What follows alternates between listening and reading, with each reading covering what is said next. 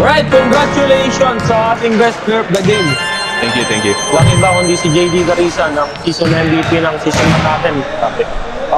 Grabe yung naging game mo ngayon. Nakita mo grabe. Parang ready ka sa playoff. Diba? Anong pinagandaan mo doon? Practice every Thursday. We have ball run every Thursday sa church. And as a team, doon namin binuo yung team natin. So, yun, doon nabuo yung chemistry namin. So, you know, each other's plays. So, saka kailangan pa kondisyon, playoff na eh. Give it all. Kasi laglagan na eh. Kondisyon si JD.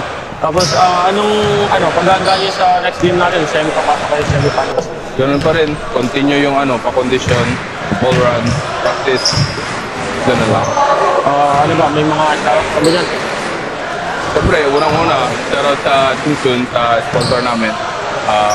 Shoutout sa inyo, shoutout sa teammates ko, at saka sa Misfits and my girlfriend, Rachel. Yun. Anong favorite mo sa Tungsun Valley?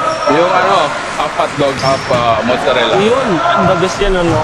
Sana next game na may Tungsun Valley tayo partner. Boss Leo, alam mo na. So once again, congratulations sa ating best player of the game. Thank you, thank you. Congrats. Kaya abot.